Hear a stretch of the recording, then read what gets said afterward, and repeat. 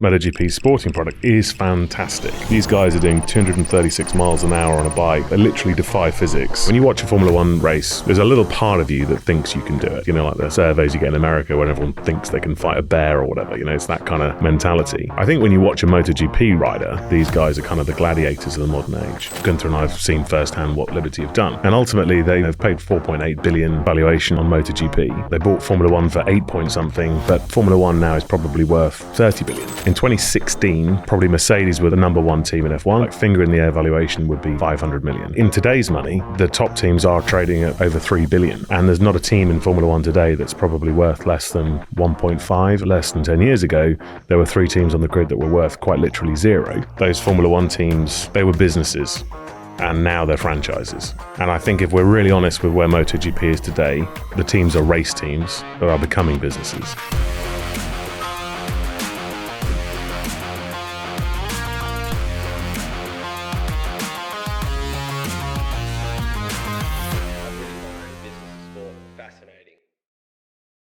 Richard, it is so great to have you in the studio. Thank you so much for joining us today.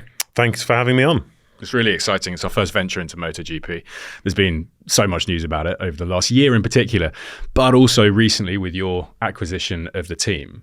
I think we should start there. And some of this will be very top line, we'll say it now, but it's just really good for us to understand exactly what the whole environment is looking like. Sure. Well, we're both new to MotoGP, so that might help things. Yeah. Yeah. So we've just bought Tech3, the Red Bull KTM Tech3 team, which is one of the oldest MotoGP teams in the paddock. And Guenther Steiner and I have gone into business together on this project. We've worked on and off with each other for like the last 10 years on various different projects. And we're very excited to get it over the line. And it's a really exciting time building up to 2026. How much money does it cost to buy a team?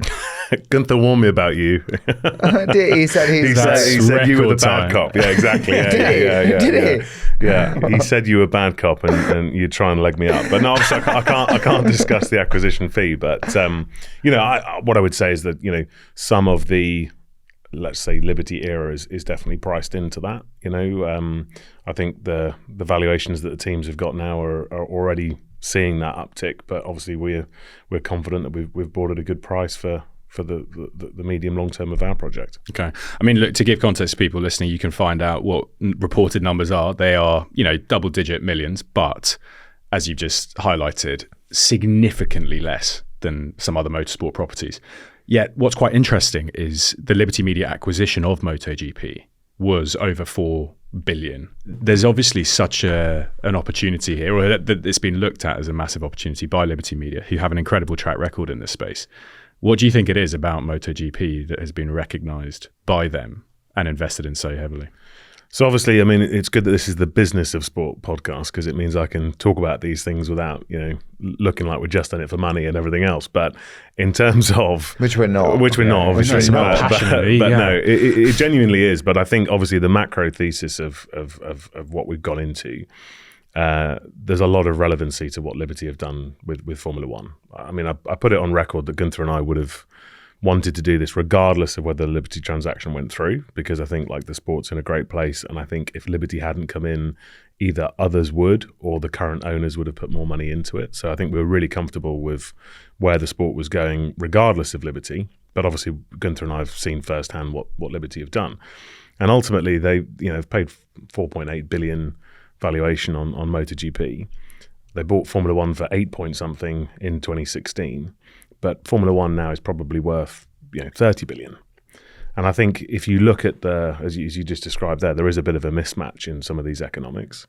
And ultimately, if we're going to be really sort of overly simplistic about it, in 2016, I would say that probably Mercedes were the number one team in F1, would be fair to say. And I'd probably finger in the air valuation would be kind of 500 million.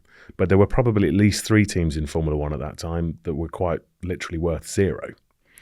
So in today's money, the top teams are trading. And by the way, we've seen equity transactions with Aston Martin and with McLaren, and they're trading at, over 3 billion. And there's not a team in Formula One today that's probably worth less than 1.5. I mean, 1.2 would be super conservative. But when we consider that, less than 10 years ago, there were 3 teams on the grid that were worth quite literally zero.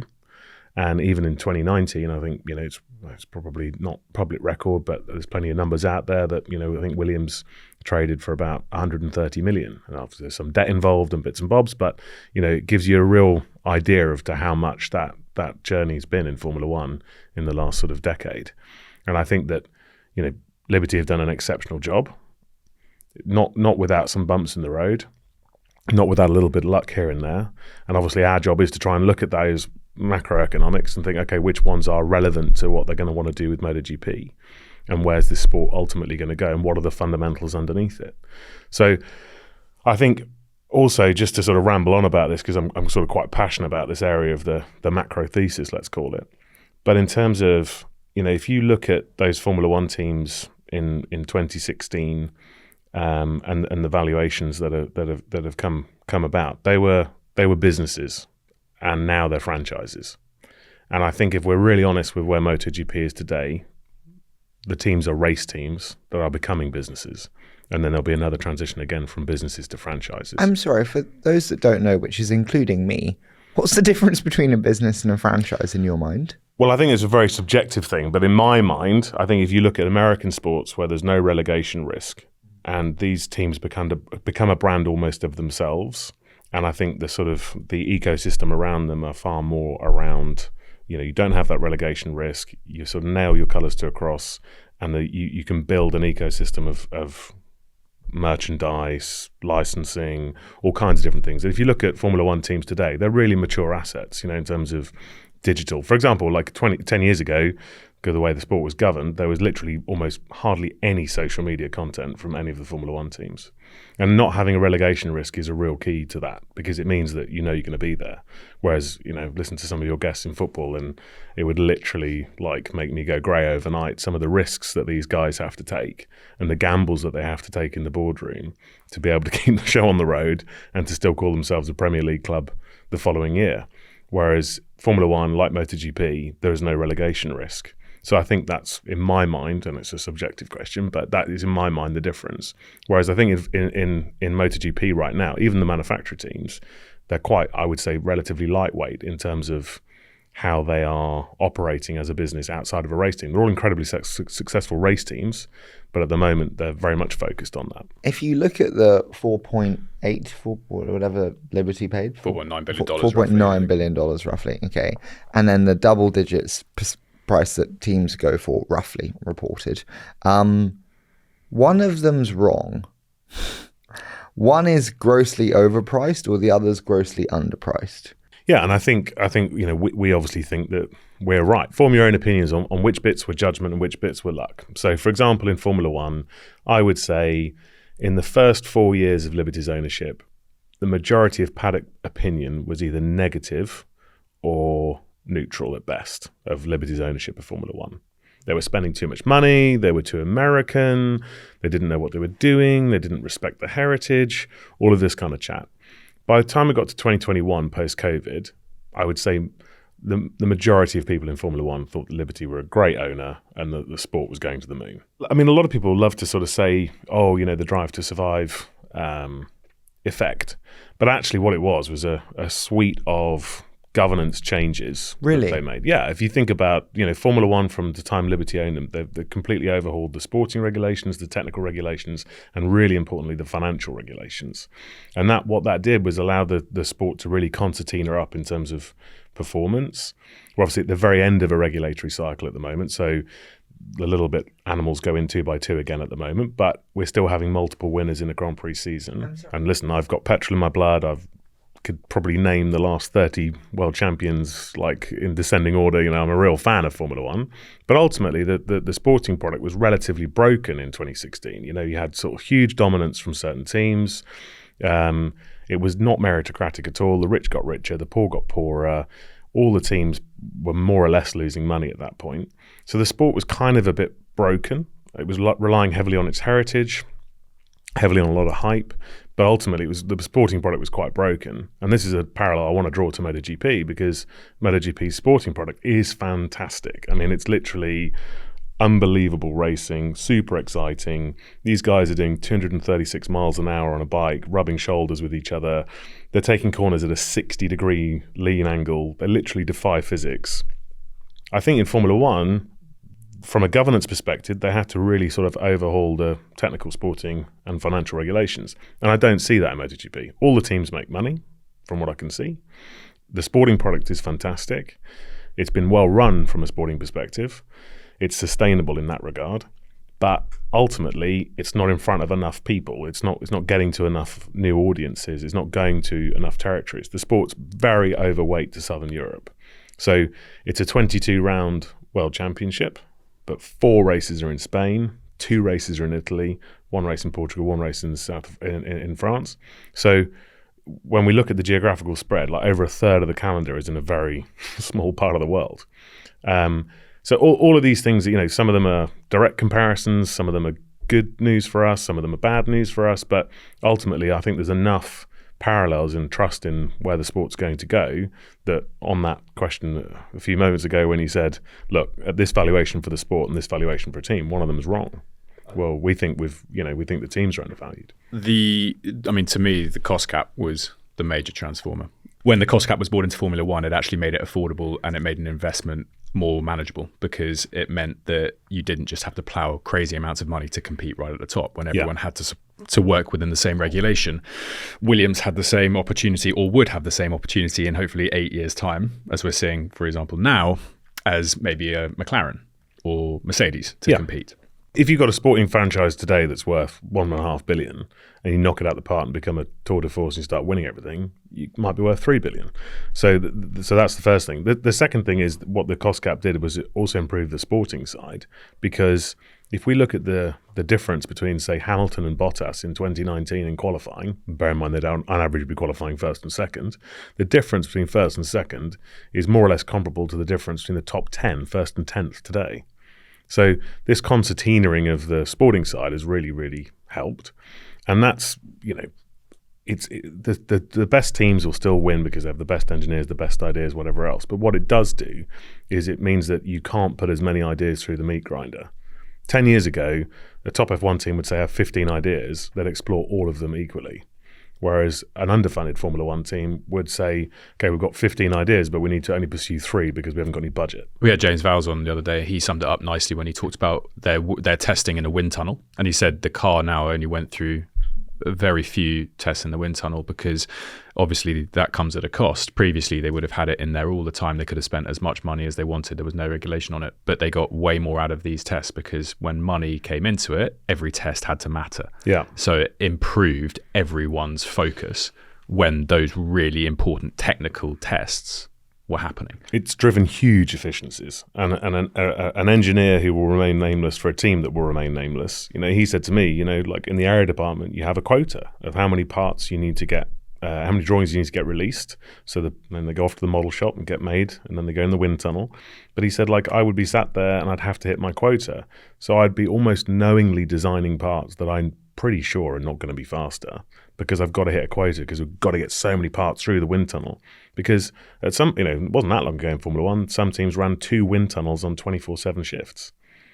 So again, but when you actually start looking at this, it's a bit like, in the days of the Raj in India when they said, we'll pay you for a dead cobra. Well, that was all well and good until people started breeding cobras to get the money. So you ended up with more cobras. And it's the same in Formula One. People were designing parts to go through a wind tunnel that they sort of knowingly know are very unlikely to be faster than the first one they drew. So looking at this now, if it's an investable asset and you've got these teams, as we said, that we've already recognized what we would class as good value in a world of crazy sporting asset classes and valuations. You don't have a cost cap in MotoGP. We do have teams that can spend vastly more than others. And there is, or has been, a dominance for a few, Honda and Ducati most notably, where competitive balance, if we want to call that, has been absent. So how do you look at the structure of the sport now in this next phase compared to what we've seen in Formula One? So probably just for sort of, macroeconomic reasons in the manufacturers being sort of similar size and weight, even though they've got certain differences, it's probably not, the problem is not quite as bad as it was in Formula One in terms of largesse and spending and all the rest of it. But already some manufacturers, including our own KTM, are already lobbying for, look, we should have a cost cap.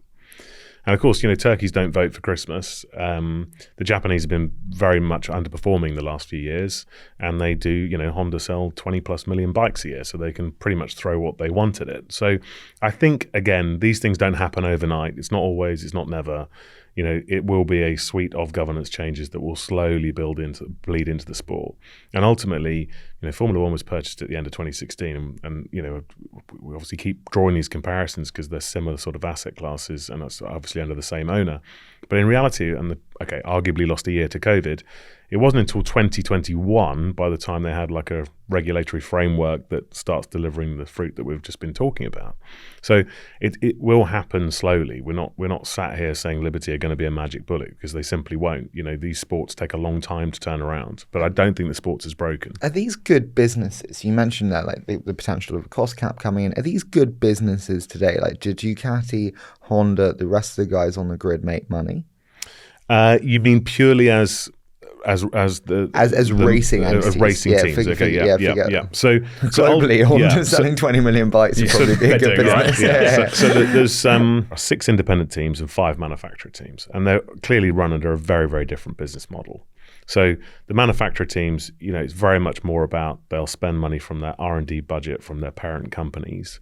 So therefore, their sort of KPIs are a bit different in terms of what their profitability is or what their actual spend is, and they obviously cut that up in very different ways. But if you look at the 6 independent teams, they're all profitable. They all make money, and that's very different landscape to where Formula One was. And I have to say, I think that's a big thing about the Espeleta family is that, and so many other sports get this wrong, where all the key stakeholders have to be sustainable. We were talking before we came on air about Premier League rugby, and how certain elements have lost a few teams and how they're trying to turn around some of the structures and the governance. But it's the same in so many other sports. It doesn't matter if it's the top or the bottom of the ladder, and everybody has to make a buck. Otherwise, it's just not sustainable. You're relying on something beyond normal economics to make something work. And I think the Espeletas have been very, very big on from day dot. Really look after the teams.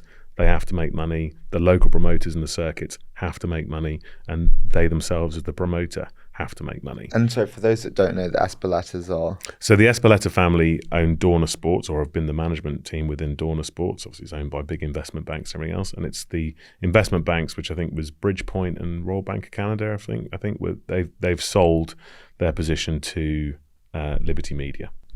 So when we're looking at managing sports assets sustainably, a huge thing that we deal with regularly is the difference between buying price and operating cash, right? So applied to football, everyone thinks you can buy a club for 15 to 20 million in the EFL and don't necessarily understand what the running cost actually looks like. You do your deal here and you're trying to figure out the right economic model to operate on for the next 5 or so years.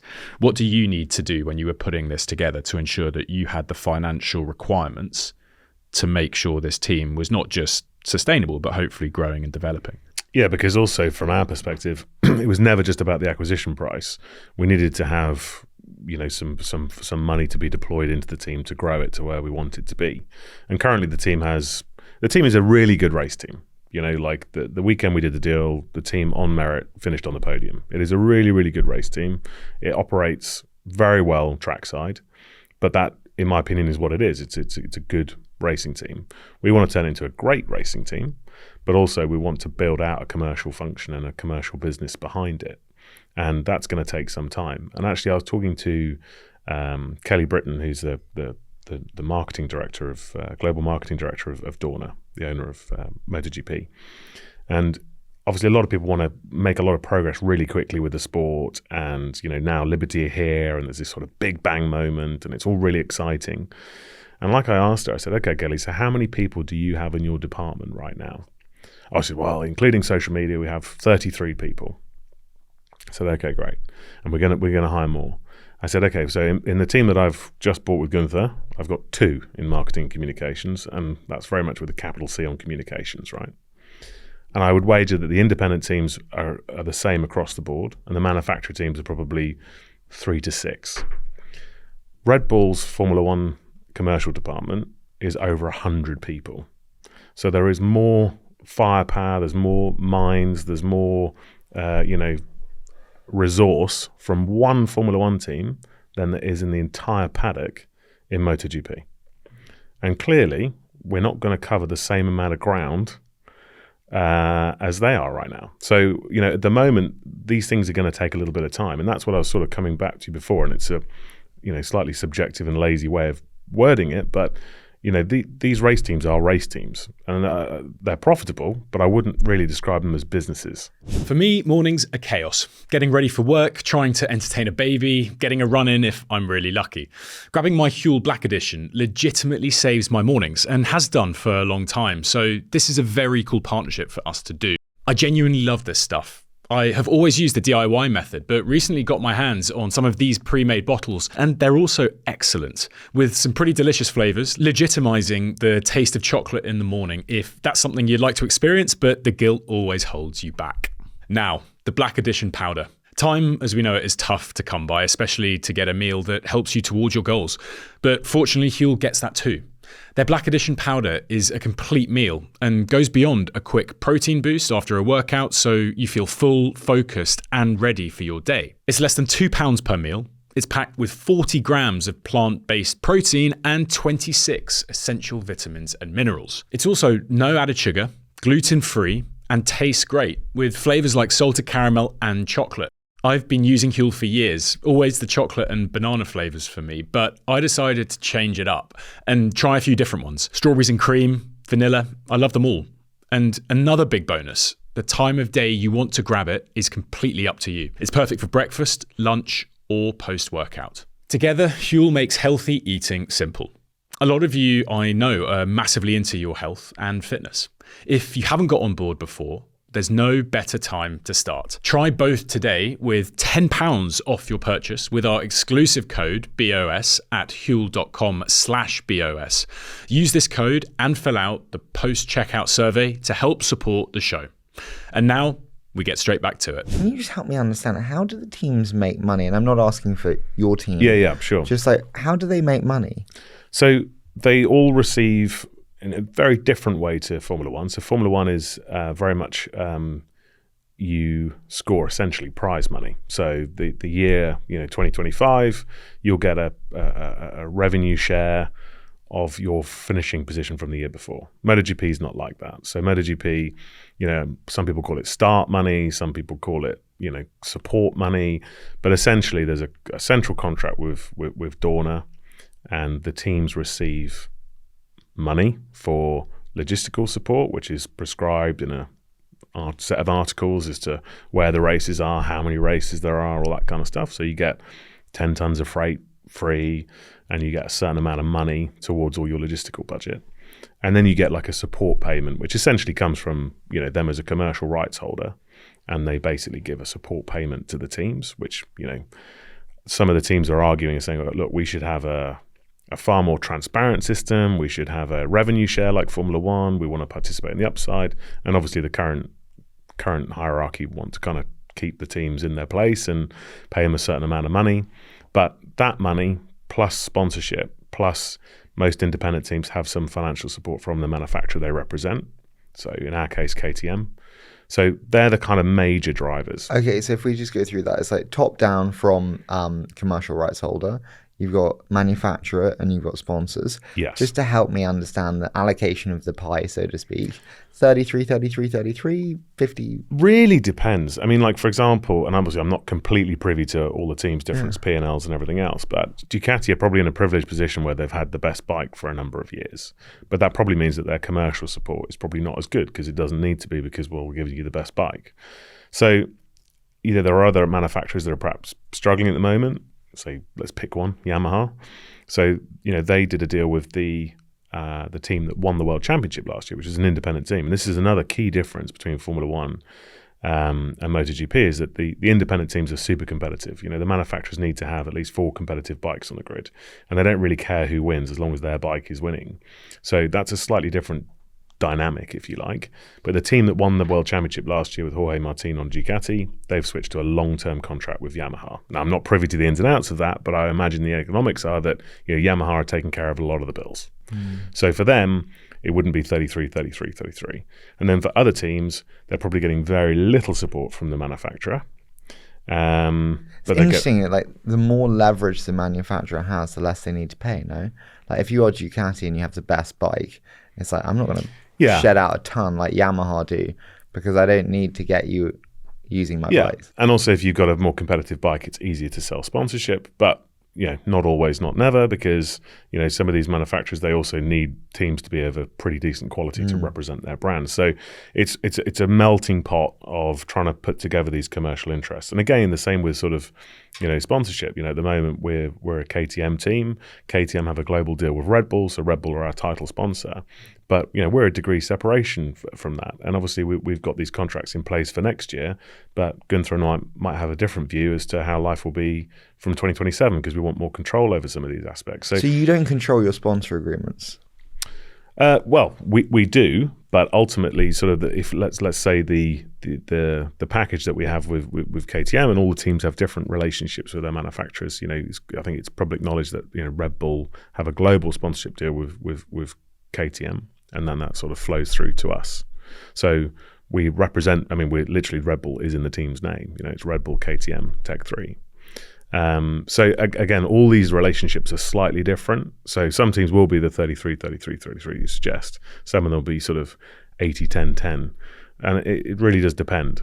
What about the types of sponsors that come into the sport? We've seen a change, of course, in Formula One. You now see something like LVMH putting Louis Vuitton on all of the races. That wouldn't have happened 10 years ago. No. And what are we looking at for the core partners here? And I think this is a fascinating example because if you look at not just the team sponsors, but the series sponsors, they're generally technical companies like oil brands, maybe a few tourism ones, but there's certainly very few luxury and lifestyle products. And I think there's a slight misnomer with sort of motorcycle racing that it's blue collar. And of course, to an extent it is. But ultimately, if you're buying like a 25 grand Ducati to go in your garage, it's unlikely that's your main mode of transport. That's the same kind of money that people will be spending for a very luxury high-end watch, as an example. It is a luxury product. If you've got a latest Fireblade Honda in the garage or a Ducati or, a bike that's well over £20,000, that is, I think, by definition, a bit of a luxury product. Okay, you could make the arguments of poor man's Ferrari and all this kind of stuff, but ultimately, that's the same kind of person that's buying a Rolex or whatever else. And I think you'll see that Liberty will try and pivot this more to two things. One is more luxury lifestyle, and secondly, I think that the story to be told here is that these guys are kind of the gladiators of the modern age. When you watch a Formula One race, we all probably know enough that we know we can't do it. But when we watch the onboards, there's a little part of you that thinks you can do it, right? The cars are handled really well. They've got loads of grip. You sort of like watch the onboards, I could do that, I think, that kind of bit of man in us, like the surveys you get in America when everyone thinks they can fight a bear or whatever, it's that kind of mentality. I think when you watch a MotoGP rider and you're looking at these guys doing 236 miles an hour on a bike, not one part of me thinks I can do that. Correct. No. And then when you watch them, and they're not only getting their knee down, they're getting their shoulder down, and the bike is leaning at 60 degrees. Yeah, and you're in, like this sort of pre-packed chicken position. It's just like the sheer vulnerability.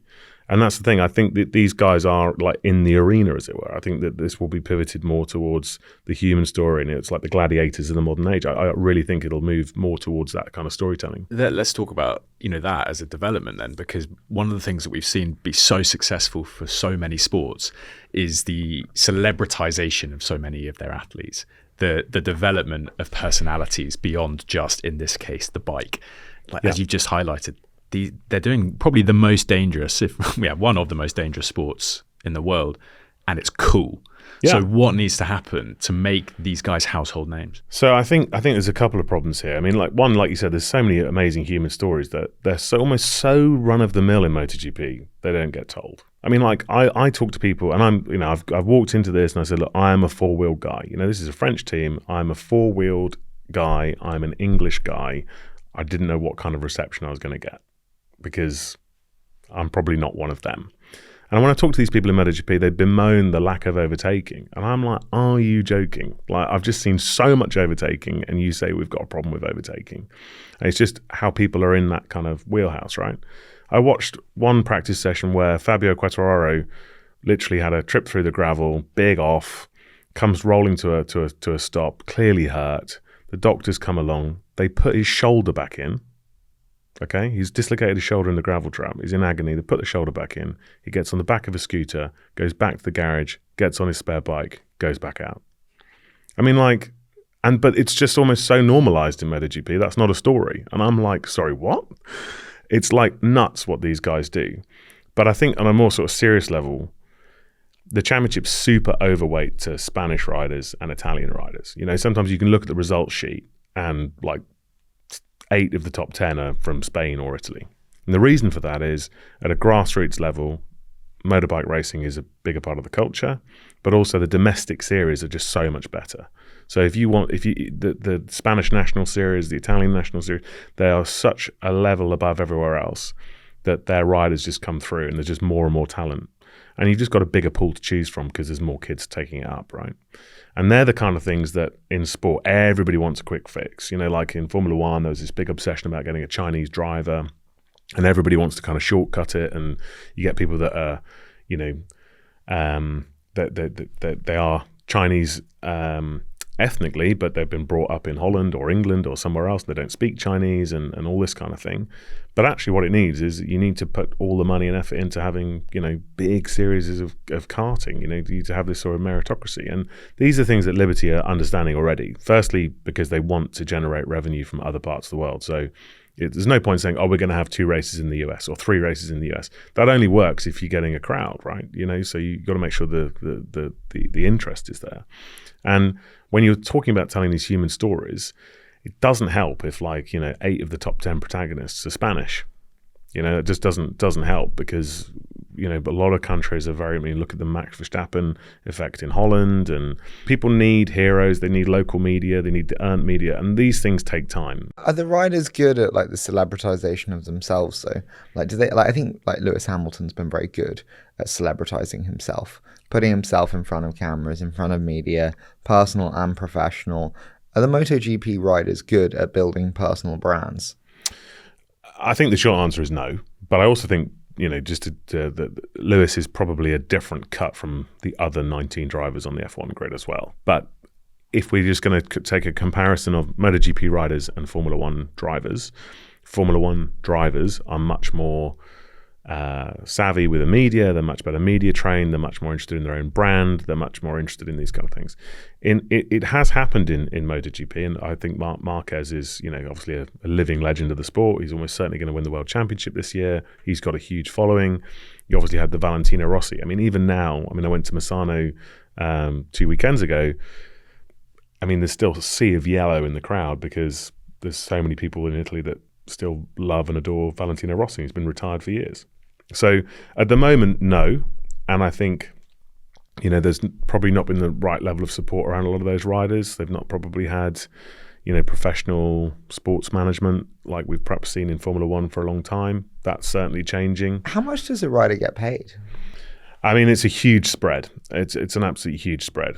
So I mean, the top riders are on sort of like, you know, 15 million a year. So we're talking like people like Marquez, Quartararo. I mean, obviously I don't sit and look in their bank account, but that's kind of the numbers that are banded around. 15 a year? Yeah. Pre-sponsorships, or that's including everything? No, that's just their sort of rider contract. Wow. And then also the other thing I would say in MotoGP, which is a bit different to Formula One, is that, you know, obviously a lot of people are enthusiasts. You know, you go to say Jerez, the first European round of the season, there will be 70,000 motorcycles in the car park. Yeah, 70,000 people have decided to go on a motorbike to that race.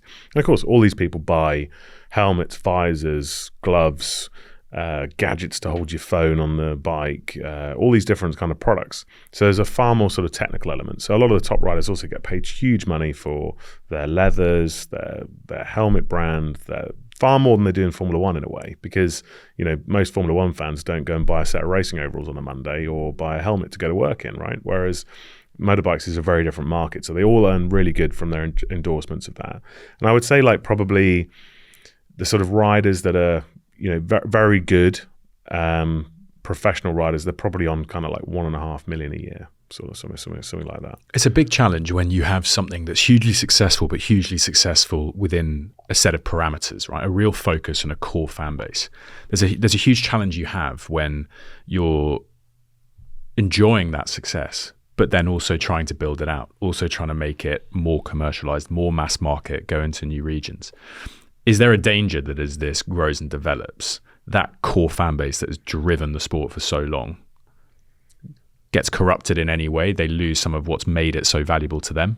Yeah, I think it's always a danger. But I also think that a lot of this is kind of this almost like hyperbole that's driven by the media. And if you, like I said, if you look at Formula One, the sentiment for the first 4 years of Liberty's ownership was neutral to negative.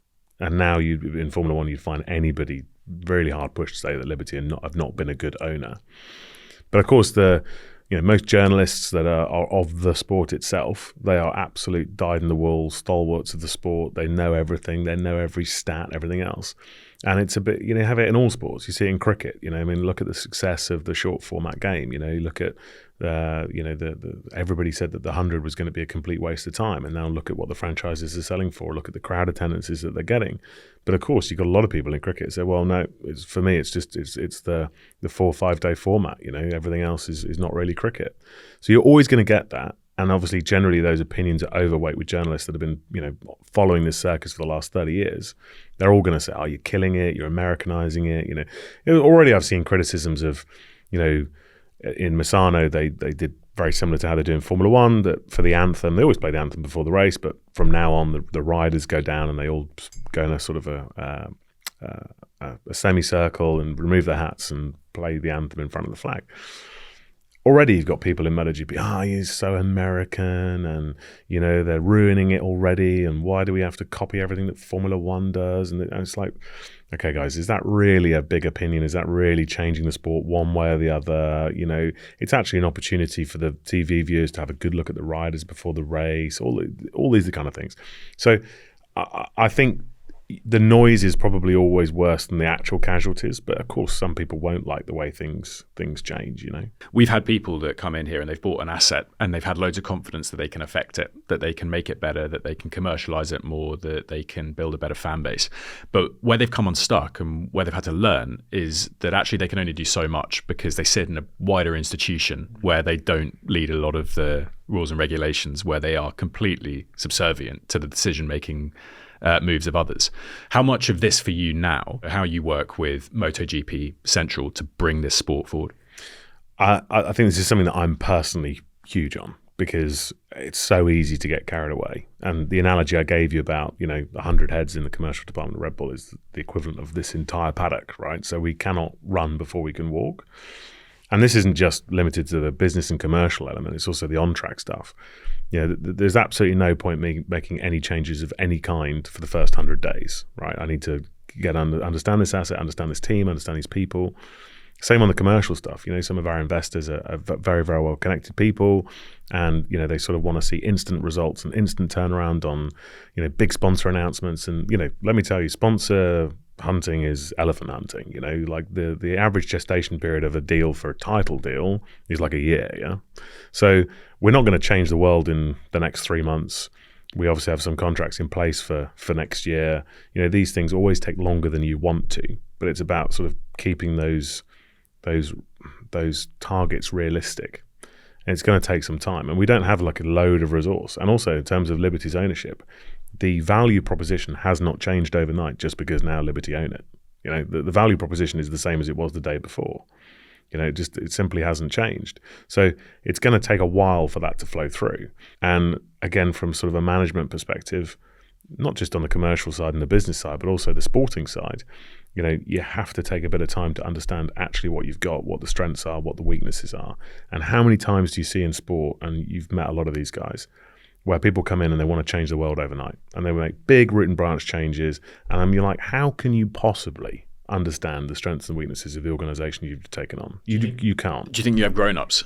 around the table here. And what I mean by that is you've got a sport built on the individual success of certain teams. But to your point here, we need collective mindset to grow it. So for all of us to win, it's the age of rising tides lifts all boats, right? But that mindset, does that exist within the sport now? Is it easy to get all of the owners of the teams together with Liberty Central and go, this is where we're going, this is where we want to go? No. and the reason I say that is, and I'm actually, let's use Hervé as the example, like the guy who's this is his life's work. He's been running this team for 30 years. He openly admits his weaknesses. He openly admits that perhaps in the last few years he's been a bit of a handbrake on a few things regarding the commercial side. But he loves racing. I mean, he just loves motorbike racing. He gets more excited about the Moto3 team results than he probably does the MotoGP. I mean, when I sit and watch a race with him in Moto3, I mean, the guy is literally on the ceiling. I mean, he literally is absorbing every single corner. It just flows through his veins. And it's that passion and that determination that has allowed him to build a really good race team. But I think he kind of knows that it's time to pass the baton on. And a lot of his peers are similar. And these peers some of them will be, I'm sure in the next 12 months, openly critical about certain things that Liberty are doing. You also have the sort of power struggle between the manufacturers and MotoGP itself. There's a lot of these stories that are going to take a while to sort of play out. And, wherever you get sport, wherever you get money, you get politics, right? And to build a consensus with the other teams and the other manufacturers, I think is going to be difficult. But I think it's also an element where Guenther and I, because we've seen the Liberty side firsthand, we've got good, close personal relationships with key people within Liberty. I think that we'll be a little bit of a bridge between the two in some ways. I don't say that arrogantly whatsoever. I just think we can be really helpful in the sense that we can understand a slightly bigger picture. But also, we're not sat here going, we're new blood and we're going to spend money on stuff. I'll give you one example.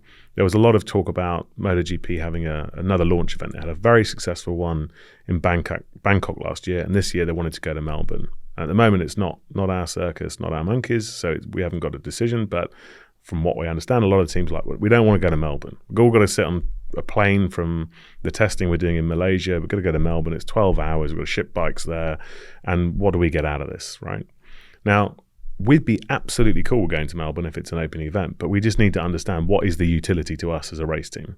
What is the commerciality that we can apply to this to make something of it ourselves. We're all about this whole collective and we're really supportive of Dawn and what they want to do, but bring us into the tent. We're not just going to turn up in Melbourne because you think it's a great idea. We want to turn up in Melbourne because it's a collectively good idea for everybody and there's good things that can come from it, right?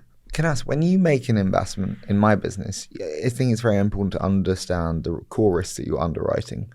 And when I think about kind of the core risks that you're underwriting when buying this team, for me, it's like the ability to disperse audience away from the concentrated existing base of Spain and Italy. Like if you stay in Spain and Italy so concentrated, this will not be a great investment. It's hard to grow, correct? Yeah. What do you think the core risk is that you're underwriting when making this investment?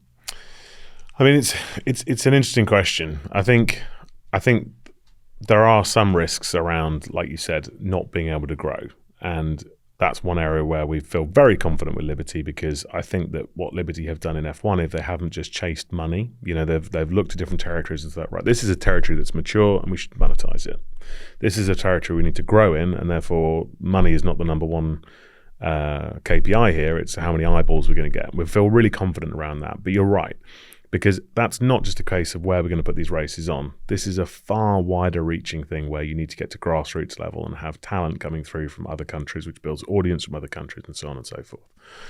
I think there's also a slight risk regarding the manufacturers element and how that plays out with the independent teams. I think everything's tracking in the right direction, but you've only got to have, a big global recession or a big incident and you've suddenly got bike manufacturers, OEMs that are not going to want to commit this kind of budgets. And at the moment, the independent teams are wholly dependent on those manufacturers, on those 5 manufacturers, of one of which has gone through an enormous refinancing in the last 6 months, where they are dependent upon them for their technology.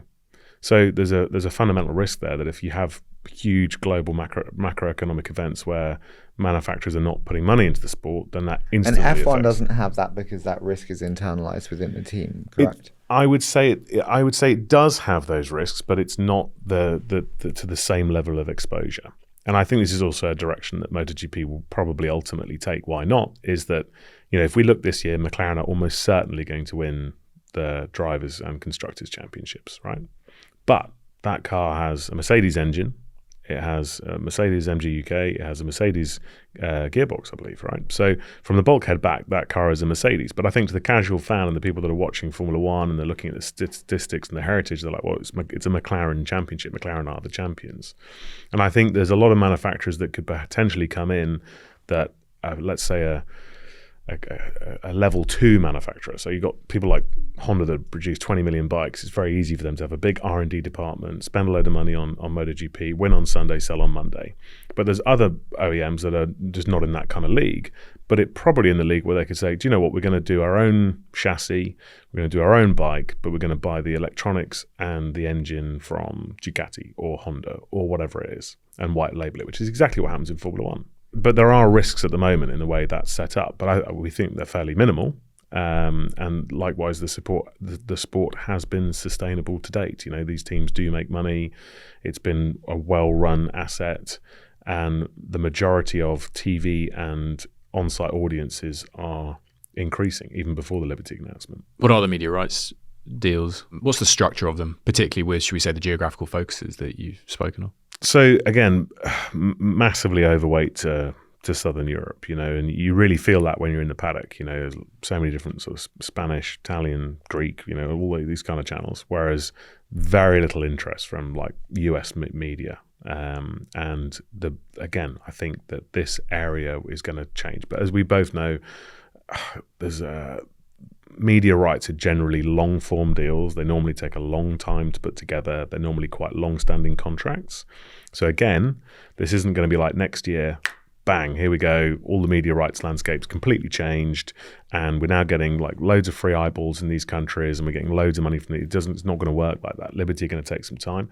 And my understanding is, and it's really not my swim lane, so I don't want to opine on it too much, but I think this was one of the major holdups with the European Commission, was that they saw that MotoGP and Formula One are different sports, but what they didn't want was Liberty sort of monopolizing the media landscape by saying, okay, Spain wants MotoGP, but we're going to grant you these rights as long as you pay X for MotoGP, or the other way around. We'll give you MotoGP, but you've got to pay this much for Formula One. They didn't want that sort of bundling in the media rights landscape. So again, really not my wheelhouse, but I think they're the kind of things that take always longer than you anticipate. They're always like long-form deals. They're normally like 3-5 year deals. Obviously, there's a load of deals that are in place at the moment. So that's going to take time to get right. We talk about something that we term the attention economy, the competition for eyeballs, the amount of sports now that are competing for quite a finite amount of attention. And Harry joked earlier, said we compete with Taylor Swift if we're on Spotify as much as we do with high-performance podcasts. When you're sitting in your car, you can listen to Taylor or you can listen to us. It's a great choice. Right, but in the morning I'd listen to you, in the evening I'd listen to Taylor. Fair enough, I'd listen to Taylor wind down, twice. But the point is that you compete with anyone who has a media proposition that's trying to capture the attention of an audience. But a big part of that, and the reason why people want to get involved in sport, is often their ability to participate it in some way, especially at an early age. Grassroots, the foundations of growth globally will be built on the exposure of younger people to that. What does it look like in MotoGP? Because like you start in a cart, you don't begin on a bike when you're 8 years old. Well, you do, but they're like little peewee bikes. Really? Yeah, I mean, absolutely. And I have to say, so my other business has another sort of leg in the motorcycle world, and I've become incongruously close, or closer than I would be just through MotoGP, with the FIM president, which is the governing body of motorbikes. And they're on a huge like youth push, because they really feel like, we need to make more of this. And, at the moment, that's one thing I'd say is very different from Formula One, is that, Formula One, you have Formula 2 and Formula 3, right? And I think Formula 2 go to, let's say 15 of the Formula One events. And I think Formula 3 probably 12 or 10 or something. But when I go to a Formula One race, depends slightly on the market, but overwhelmingly, if the Formula 3 race is on, the stands are 10% full. Yeah, I mean, they feel empty. They really do feel empty. And yes, of course, these drivers are learning their craft, they're learning their trade, they've got sponsors or family money or whatever it is behind them, backing them to race in Formula 3. And they're learning the circuits, and they're also on Pirelli tyres and all these different things that make a difference. In MotoGP, you have Moto2 and Moto3, but the majority of Moto2 and Moto3 riders are getting paid. Whereas in Formula 2 and Formula 3, either through family or sponsors or whatever else, they've literally got to buy their seat, which in Formula 2 would be probably €3 million a year, and Formula 3 would probably €1.5 million a year. Whereas in Moto2 and Moto3, a lot of these guys are actually getting paid. And if you again, slightly depends on the territory, but I've just done the races in Barcelona and the race in Misano in Italy, and the stands are basically full. I mean, the fans are so engaged with the racing, and the racing in Moto3 particularly is just incredible. I mean, you just never know who's going to win. I mean, like literally a lap to go, it could be anybody in the top 8. It's almost like a peloton. And the racing is unbelievably exciting.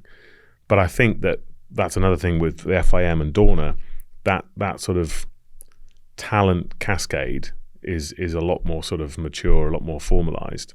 And now they're talking about doing Moto 4, and you've also got the Red Bull Rookies Cup, where again you've got like Red Bull putting money into something where it's properly meritocratic. You know, these guys, they're selected on merit. They get their crash damage paid for, they get their travel paid for, you know, and if they win, then they then get picked up and they have a seat in Moto 3 and they have a career prospect. And don't get me wrong, it's brutal. I mean, like, you know, one of our Moto 3 riders who's selected by KTM, he's in his second year.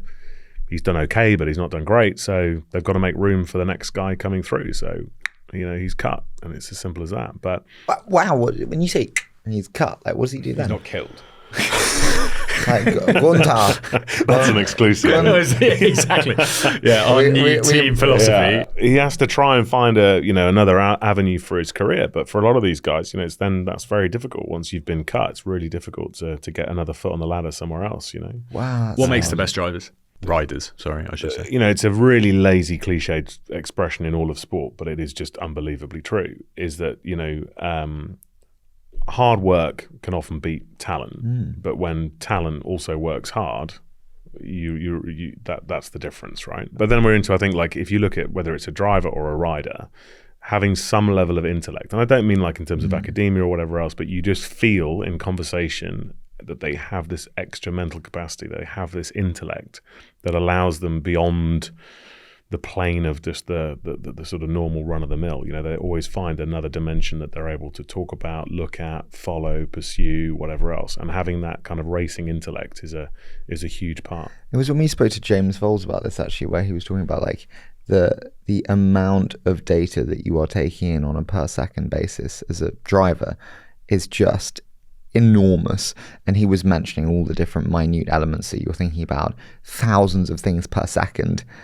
And then you actually apply that here to the riders that you have. And on top of, you know, all the different things that you're analyzing, you're also doing like core balance, which you don't have so much in F1, but like the actual staying on a physical bike. The riders hardly move the handlebars, you know, if it is, it's generally to correct something, as in like to control a slide. The majority of the bike's turning is from the rider's position on the bike and the rider moving. And of course, you know, think about your head is actually a very heavy part of your body. So the more sort of outboard you can get your head, you know, changes the weight distribution of the bike. And like I said, these guys are running at 60-degree lean angle.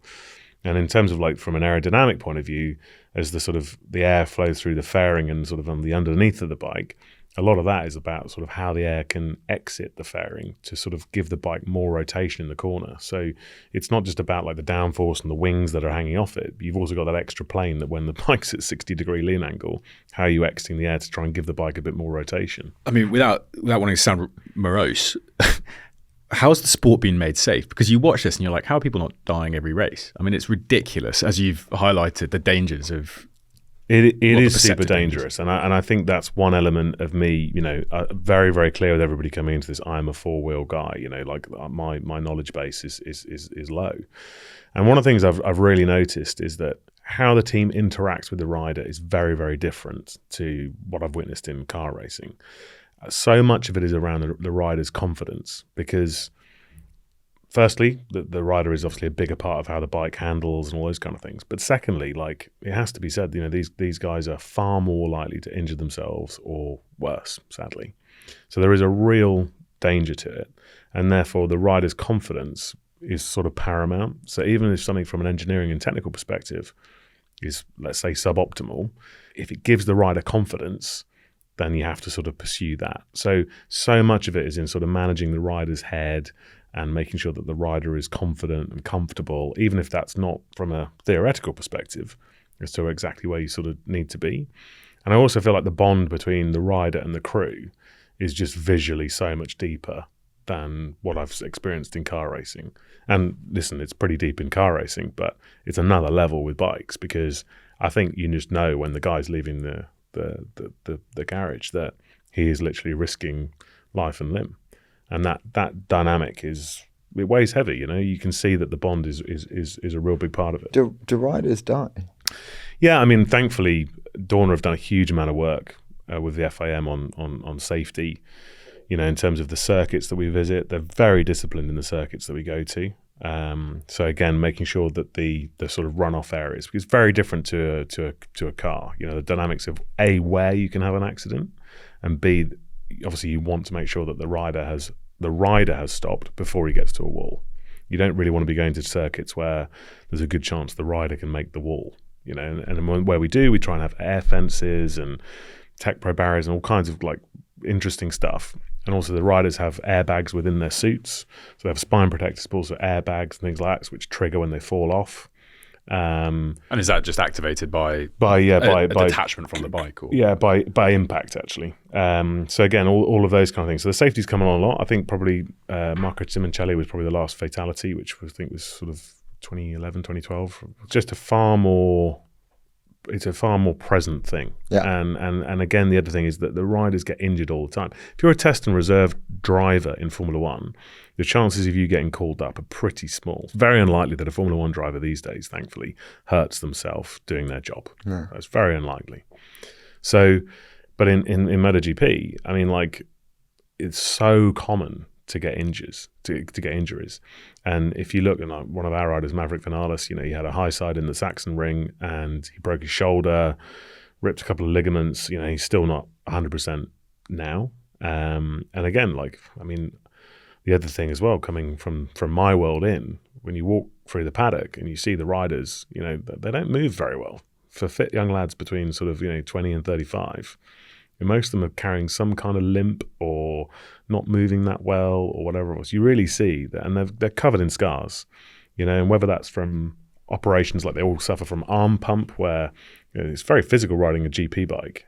These bikes have got crazy levels of grip, and they get this thing called arm pump, where it's literally like the muscle and the fascia. So they have these surgeries where they literally like open it up and sort of like detach the fascia from the muscle in the forearm.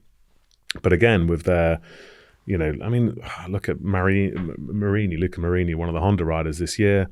He was testing for the Suzuka 8-hour, a non-MotoGP race, had a big shunt, broke his femur, had pelvic trauma, broke 3 ribs, and he was like back on the bike, 2-3 weekends ago. But the long-term damage to these bodies is insane. Yeah. I think it's like rugby, where it's like, look at Marc Marquez. I mean, you look at Marc Marquez's his whole arm is like a patchwork quilt. He's had so many surgeries on his upper arm from a really bad accident he's had, and he's repeatedly damaged it. So these guys really do put their bodies on the line. So I think it's a very, very different thing. And also, like, even for me, and I'm only in the beginning part of this journey, but sat on the pit wall at these races, when the rider goes down, when your car crashes in a race, it's very, very rare that you're sat there looking at TV monitors wondering if he's okay. And even if it is one of those you sort of wonder, generally they're on the radio pretty quickly telling you they're okay. We have no communication with the rider. So when the rider goes off, you've got no idea if he's okay. So they're not mic'd up. They're not mic'd up at all. It's one of the things that the sport is experimenting with, and they're looking at trying to bring in. But again, like Guenther and I have discussed this. That's tough to get them in your head. 100%, and there's lots of different ways of doing it. But I think it's also another cultural thing, because in car racing, firstly, the driver is super used to it because from their mid-teens they've been mic'd up in the car, so they know a radio protocol, and also the staff, they know what part of the circuit they should be talking to them, all that kind of stuff. This isn't cultural in motorcycle racing. Radio is just not a thing. So it's not just from a technological point of view, it's also from a cultural point of view. How's that going to actually work? But yeah, it's a big thing. The rider goes off, the rider goes down, you get it on the information that your rider has crashed. You've got no idea if they're okay. You can't talk to them. So your reserve riders, they're pretty tidy as well. Yeah. So KTM have Danny Pedrosa, who doesn't really want to race, but he's a really solid test driver. He's one of the best riders of his generation, and Paul Espargaro, who substituted for Vinales a couple of rounds this year, and got in the points both times. But again, if you're a test and reserve rider in MotoGP, you've got a very good chance of being used during the year. It's a very, very different sort of mentality. Let's do a quick fire, my friend. We've pelted you with questions. Okay. On the ropes. Number 1, describe Guenther in one word. Mad. Is he always like that? I mean, listen, he is barking mad by his own admission, but he is hyperlogical. Yeah, he's a hyperlogical guy. What makes him so good? Because he's obviously very, very talented at what he does. He has a great ability to distill information very quickly to what actually matters and what doesn't matter, making a quick decision. And if you look career-wise, Guenther loves to sort of, I wouldn't never say he plays up to the camera because he doesn't. What you see, and I'm sure you've had him on as a guest, I'm sure when he was in the ante-room and in here, it's the same guy, right? And, I've got the pleasure of knowing most of the team principals in F1, and they're mostly slightly different media personality as they are having a coffee. Guenther is the same, right? What the guy you spend time with over a coffee swears more than the guy on the TV, right? Who's the biggest divergence between the character that they have in public versus private? I'm going to say Toto, but I'm going to say that not in a negative way. Toto, I think on camera comes over quite austere and sort of there's a coldness to him, whereas in real life, Toto is the warmest person. He makes you feel like you're the only guy in the room.